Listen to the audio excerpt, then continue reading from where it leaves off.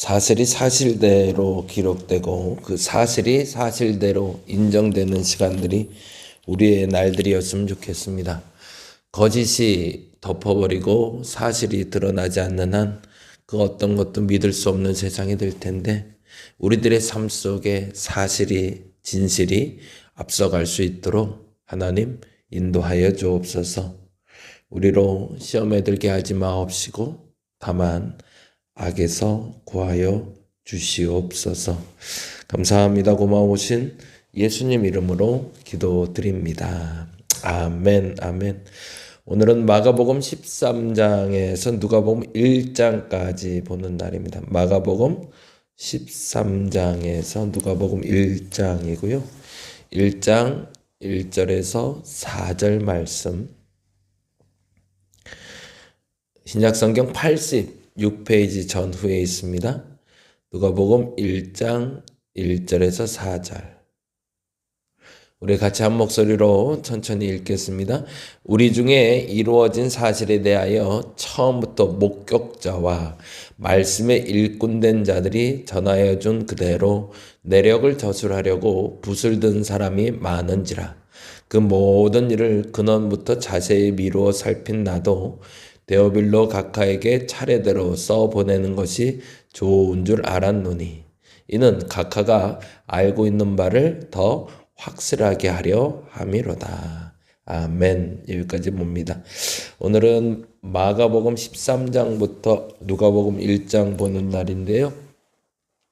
온라인 성경 통독 지금 계속 잘 쫓아오고 계신데 한 번만 더 말씀드릴게요.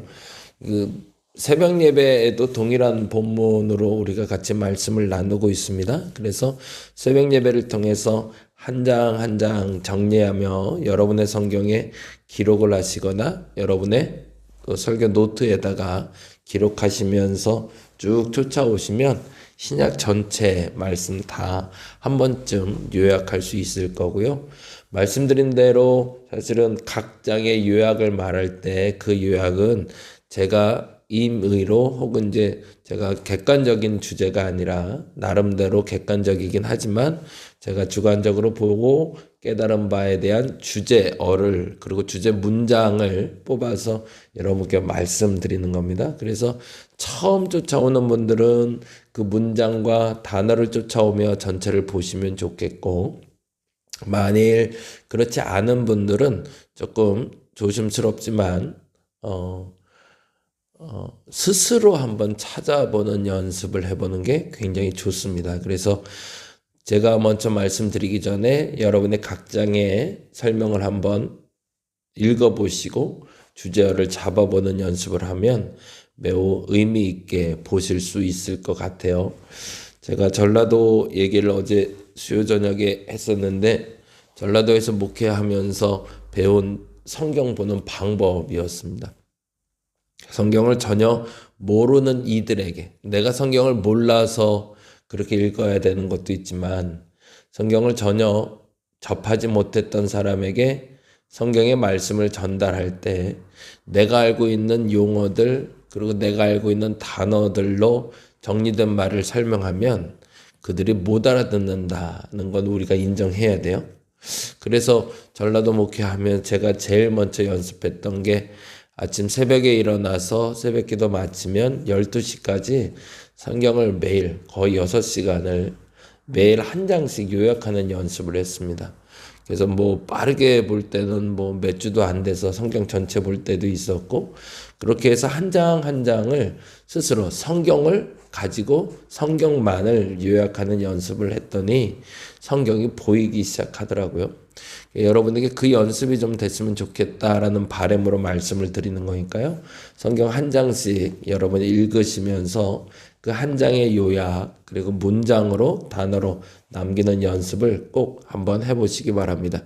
그리고 두 번째로 온라인 여러분이 성경 듣기 하고 있는데 매우 유익할 겁니다. 사실은 근데 이번엔 특별히 지난번에도 말씀드린 대로 어제까지 못 읽었다고 오늘 못 읽는 건 아니고 어제까지 못 읽은 건 그냥 넘어서고 오늘부터 다시 읽으시면 돼요. 그래서 마지막에 뭐 이틀이 빠졌느니 20일이 빠졌느니 뭐 이런 얘기 될 수 있어요. 상관없고 33일 동안 여러분이 끝까지 매일 오늘 내가 다짐했다면 오늘 본문을 오늘 내가 읽는 연습을 한번 해보시면 이제 성경 전체를 통독하는데 역시 큰 유익이 되실 겁니다.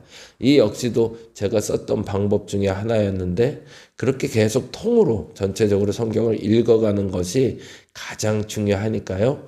그 부분부터 여러분이 잘 쫓아와 주시면 감사하겠습니다. 물론 요번에 한다고 또 끝나는 거 아니고 사신절 끝나면 다시 한번 성경 읽기 들어갈 건데요. 그 들어갈 때 또 한번 도전해 보시는 것도 유익할 것 같습니다. 13장부터 가보죠. 마가복음 13장에 가면 미혹에 빠지지 않도록 주의하라 이렇게 적어 놓으시면 좋을 것 같아요. 재난의 징조에 대해서 육해서 얘기하십니다. 도대체 그 마지막 날엔 무슨 일이 있는 겁니까? 라고 질문하는 예수께서 그날의 징조를 얘기하는데 아주 명확하게 다음과 같이 이야기하십니다. 13장 5절 읽어볼까요? 예수께서 이르실 때 너희가 사람의 미혹을 받지 않도록 주의하라. 거기다가 줄쳐 놓으시면 좋을 것 같아요. 사람의 미혹을 받지 않도록 주의하라. 무슨 말일까요? 그 다음 절에 바로 나오네요. 많은 사람이 내 이름으로 와서 이르되 내가 그라하여 많은 사람을 미혹하리라. 무슨 말일까요? 진리를 전하는 자라고 자칭하는 사람들이 나타나서 저짓된 진리를 말하기 시작한다. 그때가 마지막 때다 라고 이야기하는 거죠. 앞서 기도할 때 말씀드렸던 것처럼 사실이 사실로 인정이 돼야 되는데 거짓이 사실로 인정되기 시작하면 종말이 왔다라고 말할 수 있다라는 거죠. 그리고 난리와 난리가 있고 민족이 나라가 서로 대적하기 시작한다고. 그리고 믿는 사람들이 잡혀가서 고초를 당하게 될 거라고. 그런데 중요한 건 13절이죠. 정말 중요한 건데요. 미혹의 때에 우리가 꼭 기억해야 될 것 13절입니다. 같이 읽어봅니다. 13장 13절 또 너희가 내 이름으로 말미암아 모든 사람에게 미움을 받을 것이나 끝까지 견디는 자는 구원을 받으리라. 거기에 줄쳐놓죠. 끝까지 견디는 자. 그러면 끝까지 견딘다는 건 뭘까요? 끝까지 미혹받지 않는 자라는 얘기죠. 그리고 그들은 구원을 받을 거라고 얘기합니다. 그래서 구원에 대한 이야기, 마지막 날에 대한 이야기를 나눌 때 13장 같이 나눴으면 좋겠고요. 14장에선 신문당하고 버림받다 이렇게 적어주시면 좋을 것 같아요. 이제 가르침이 맞춰지고 예수께서 십자가에 달려 돌아가시는 장면을 경험하게 될 텐데 그 전에 예수가 잘못된 거짓된 진술로 말미암아 미혹당하시는 것이 아니라 시험당하시고 그리고 고초당하시는 장면이 나옵니다. 근데 역시나 14장에서는 또 주목해서 봐야 될 것이 예수께서 행하시던 유월절 만찬입니다. 이 유월절 만찬에 집중하라고 말씀드리는 이유는 그토록 세상은 혼미하고 미혹 가운데 있고 사실이 아닌 것을 사실이라 말하는 때도 평정심을 잃지 않은 예수님을 만나라라는 이야기 때문에 그렇습니다. 그래서 22절에서 26절을 기억하고 보시면 좋겠는데요. 14장 22에서 26에 보면 이렇게 돼 있죠. 14장 22절 그들이 먹을 때에 예수께서 떡을 가지사 축복하시고 떼어 제자들에게 주시며 이르시되 받으라 이것은 내 몸이니라 하시고 또 잔을 가지사 감사기도 하시고 그들에게 주시니 다 이를 마시매 이르시되 이것은 많은 사람을 위하여 흘리는 나의 피 곧 언약의 피니라 진실로 너희에게 이르노니 내가 포도나무에서 난 것을 하나님 나라에서 새 것으로 마시는 날까지 다시 마시지 아니하리라 하시니라. 이에 그들이 찬미하고 감람산으로 가니라 라고 되어 있습니다. 22절에서 26절까지 이 평정심이 유지되는 시간들 저와 여러분에게 그렇게 됐으면 좋겠습니다. 그래서 예배 가운데 임하시는 주님의 평화 우리가 끊임없이 경험하고 세상이 혼미하고 어려울 때도 우리가 그 평정심을 잃지 않도록 함께 기도하면 좋을 것 같습니다. 그게 14장 얘기라면, 그래서 14장에 그럼에도 불구하고 엄청난 핍박과 고난이 시작되는 장면을 보게 되고요. 그리고 15장에 드디어 십자가에 달려 돌아가신 예수를 만나게 됩니다. 십자가에 달려 돌아가신 예수가 어떤 모습으로 얼마나 비참하고 얼마나 고통스럽게 돌아가시는지를 신랄하게 기록하고 있으니 꼭 한번 살펴보시면 좋겠습니다. 그래서 십자가에 죽으시다라고 기록해 놓으면 좋을 것 같고요. 16장에 아주 멋있는 단어가 나옵니다. 역시 16장 2절. 16장 2절 같이 보죠. 안식 후 첫날. 거기다 줄쳐놓죠. 예수께서 십자가에 달려 돌아가시고 3일 만에 부활하시는데 3일 만에 부활하신 날을 다른 말로 안식 후 첫날이라고 기록합니다. 그래서 안식 후 첫날에 어떤 일이 있었는가, 그 일에 대한 기록이 바로 16장에 기록이 됩니다. 부활 승천하시는 예수에 대한 기록을 다시 한번 살펴보는 시간 되었으면 좋겠습니다. 자, 누가복음 1장으로 가죠. 누가복음 1장부터는 조금 더 구체화됩니다. 공간복음에서 마가복음이 가장 짧게 그리고 굵게 내용을 요약하고 설명하고 있다면 누가복음은 가장 길게, 가장 그리고 상세하게 우리에게 예수 그리스도의 생애에 따른 사건들을 기록하고 있습니다. 그런데 중요한 건 누가복음 1장에서 제일 중요하게 여겨야 되는 사람이 엘리사벳과 마리아라는 여인들입니다. 엘리사벳이 어떻게 임신을 했고 마리아가 어떻게 임신했는지를 보시는 게 중요합니다. 그래서 엘리사벳의 임신을 통해 세례 요한의 출생까지 과정을 1장에서 기록하고 있다면 엘리사벳의 잉태와 출산까지의 기록을 통해 마리아가 어떤 믿음을 갖고 있는지를 살펴보게 됩니다. 그래서 어떤 믿음이 이 복음의 시작인지를 이야기하는 게 누가복음 1장이 돼요. 그래서 누가복음 1장엔 사실에 대하여 이렇게 좀 적어 놓으시면 좋을 것 같고요.